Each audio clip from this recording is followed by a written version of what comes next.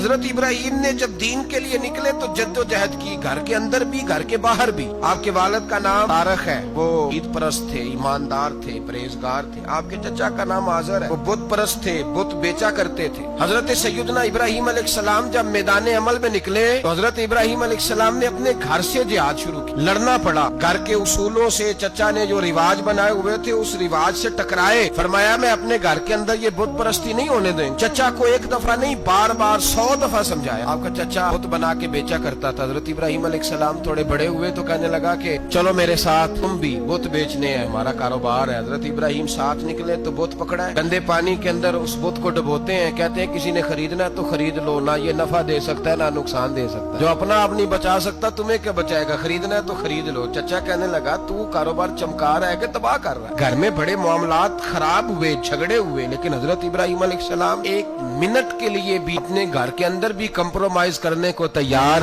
بڑا سمجھدار آدمی ہے پر بیوی سے پردہ نہیں کرا سکتا، سیانا ہے، پنچایت کا بندہ ہے، جو اس سے آپ کہیں گے وہ بات یہ سنائے گا، لیکن کہتا ہے نہیں جی میں نے کوشش کر لی ہے۔ اس قسم کی کوشش ہے صاحب سے ہو گیا۔ حضرت ابراہیم علیہ السلام نے گھر کے اندر سے فرمایا نہیں کرنے دوں گا، گھر کے اندر بھی ٹکرائے۔ فرمایا تم جو بھی ہو، پاش کیا چچا کے اصولوں کو، اور باہر جب نکلے تو صرف علاقے کے چیئرمین سے نہیں ٹکرائے، ایم پی ایم این اے وزیر مشیر سے نہیں ٹکرائے، سپر پاور نمرود دنیا کا واحد حکمران تھا اس وقت، دوسرا کوئی حکمران ہی نہیں تھا، اکیلے حکمران سے جا کر ٹکرائے۔ کوئی ساتھ فوج نہیں تھی، کوئی ساتھ ان کے طاقت بظاہر دنیا داری کی کوئی نہیں تھی، پر حضرت ابراہیم جا کے ٹکرائے۔ اور میرے رسول پاک صلی اللہ علیہ وسلم نے سند بیان کی، فرمایا افضل الجہاد کلمۃ الحق عند سلطان الجابر، فرمایا سب سے افضل جہاد یہ ہے کہ تو ظالم بادشاہ کے سامنے کھڑے ہو کے حق بات بیان کر، سب سے بڑا جہاد ہے، سب سے افضل الجہاد کلمۃ الحق عند سلطان الجابر، سب سے بڑا جہاد۔ حضرت ابراہیم کھڑے ہو گئے، سپر پاور سے ٹکرائے۔ یہاں ہم لوگ حکمتوں کا شکار ہیں، کہیں گے کریں گے سوچیں گے، اور مولوی صاحب کو ویسے کہتے ہیں آپ پرہیز کریں سیاسی باتوں سے۔ بھئی اللہ کے ہر نبی نے جا کے وقت کے ظالم حکمران کو لتاڑا ہے، للکارا ہے، یہ تو مشن انبیاء ہے۔ حضرت سیدنا ابراہیم علیہ السلام نے اس کو جا کے کہا کہ تو جھوٹ بولتا ہے، تو جھوٹا ہے، تو خدائی کا دعویٰ کرتا ہے، تو بہت بڑا ظالم ہے۔ قرآن مجید نے اس ساری بات کو بیان فرمایا۔ حضرت ابراہیم علیہ السلام سے کہنے لگا میں رب ہوں، تو آپ نے فرمایا میرا رب تو وہ ہے جو زندہ کرتا اور مارتا ہے۔ پھر آپ حق بات بیان کریں گے تو اللہ مارے گا کہ بندہ مارے گا؟ بھی نہیں ہوتا،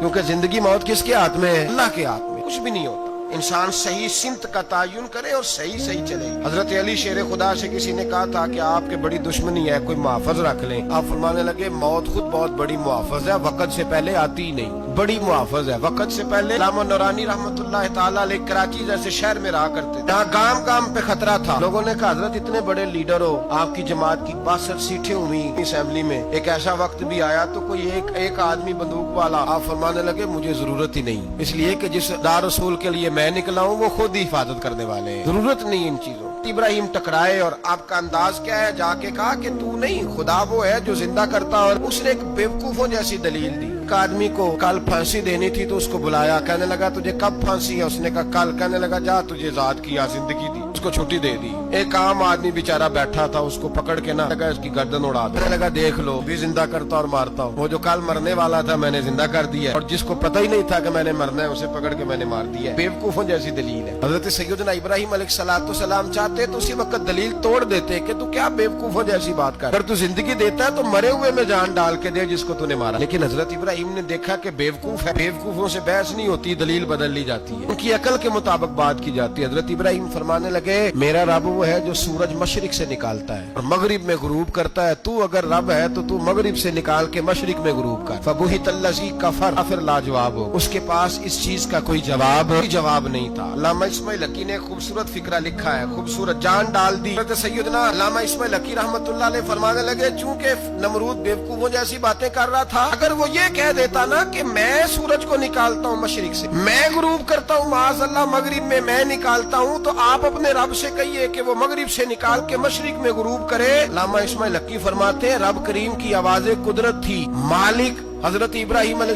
السلام کے اس اگر وہ کہہ دیتا اور حضرت ابراہیم دعا کر دیتے تو رب کریم نے فرشتوں کو تیار بٹھایا ہوا تھا. فرمایا اگر یہ کہہ دے میرے خلیل سے کہ سورج مغرب سے نکال کے مشرق میں غروب کرنا ہے تو تیار رہنا, جس طرح خلیل کہیں گے ویسے ہی کر دیں گے. اتخذ اللہ ابراہیم خلیلا, ابراہیم ہمارا دوست جو جیسے کہے گا ویسے کر دیں گے. حضرت سیدنا ابراہیم علیہ السلام کی باتوں کا جب جواب نہ دے سکا, دلیل نہیں بندہ دیتا, پھر لڑائی کرتا ہے, جھوٹے موٹے اعتراض کرتا ہے. دلیل ختم ہوتی ہے تو لوگ ذاتیات پہ اترتے ہیں, کہتے ہیں یہ کھانستا صحیح نہیں, دیکھتا صحیح نہیں. دلیل ختم, اب ذاتیات پہ اترے. کہنے لگے مجھے پتا چلا ہے کہ یہ فلانی جگہ گیا تھا تو وہاں جا کے اس نے اس طرح کیا. پھر لوگ ذاتیات پہ اترتے ہیں, جب دلیل کا جواب دلیل سے نہیں دے پاتے ذاتیات پر اتر کر حملے کرتے ہیں. حضرت ابراہیم کے دلائل کا جواب نمرود نہ دے سکا تو کہنے لگا کہ کو آگ میں ڈال دو. قوم گئی ہوئی تھی ساری میلے پہ, تو حضرت سیدنا ابراہیم علیہ السلام نے سارے بت توڑ دیے. کلاڑا بڑے بت کی گردن پہ رکھا, واپس آئے, کہنے لگے بت کس نے توڑے ہیں؟ تو فرمایا اس سے پوچھ لو جس کی گردن پہ کلاڑا. کہنے لگے یہ تو بول ہی نہیں سکتا. تو فرمانے لگے بڑے بیوقوف ہو جو بولتا ہی نہیں, سنتا ہی نہیں, اپنا آپ نہیں بچا سکتا, اس کی پوجا کرتے ہو. کہنے لگے پکڑو دلیلیں ختم ہو گئی, اس کو آگ میں ڈال. بہت بڑی حویلی 45 فٹ مربع پہ مشتمل حویلی بنائی گئی اور 45 فٹ اونچی. مختلف روایات اس میں لکی کہتے ہیں کہ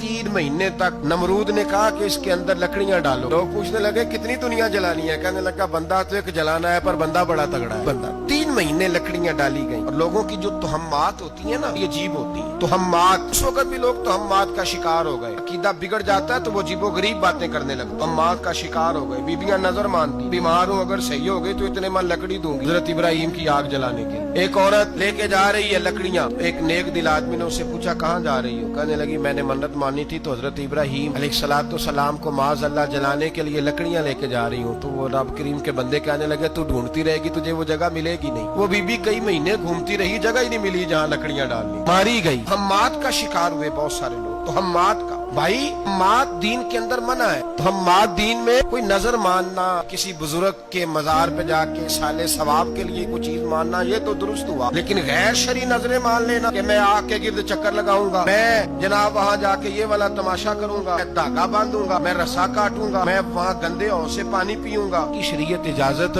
تو ہمات ہے, شگونی ہے. دین میں ان کی کوئی گنجائش ہے. آپ در ماننے سے پہلے بھی کسی عالم سے رابطہ کریں کہ میں منت مانگنے لگاؤں تو کیسے ماننی چاہیے, طریقہ پوچھ. ایسے ہی غلط چیز کی منت تھوڑی مان لی جائے. ہر علامدام برسرے مطلب ابراہیم کے لیے آگ جلائی گئی. 40 فٹ اونچی آگ ہے, پرندہ بھی اوپر سے گزرتا ہے تو نیچے گر جاتا ہے جل کے. اتنے دن لگا کے آگ جلائی گئی. اب حضرت ابراہیم کو جلایا جانے لگا. یہاں تو موجے ہے نا, جو کسی ادارے کا سربراہ ہے اس کے لیے موج, کسی جگہ آفیسر بن گیا تو موج ہے, پیر صاحب کے لیے موج ہے, علامہ صاحب کے لیے موج ہے, خطیب صاحب کے لیے موج ہے. جلنا کس کو پڑتا؟ حال ہی کوئی نہیں رہا الا ماشاءاللہ. وہ لوگ گزر گئے, تکلیفیں سہ کے کام کرتے تھے, گزر گیا زمانہ. حضرت سیدنا ابراہیم علیہ السلام کو جلایا جانے لگا ہے تو اب اتنی بڑی آگ ہے تو ڈالے کیسے؟ شیطان نے تجویز دی کہ منجنیق بناؤ. منجنیق بڑے بڑے بانس باندھ کے ان کے نیچے رسا باندھو. وہ جس طرح رکھنے کے لیے جھولا بنایا جاتا ہے, اس طرح ایک منجنیق نے زمانے میں اس میں پتھر رکھ کے پھینکے جاتے تھے دشمنوں پہ. وہ منجنیق بنائی گئی کہ دور سے حضرت ابراہیم کو پھینکیں گے. ہاتھ حضرت ابراہیم کے باندھ دیے, پاؤں مبارک باندھ دیے. پوری زمین پہ ایک نام لینے والا خدا کا. اس کو آج رسیوں میں جکڑا ہوا ہے. جب پھینکا جانے لگا نا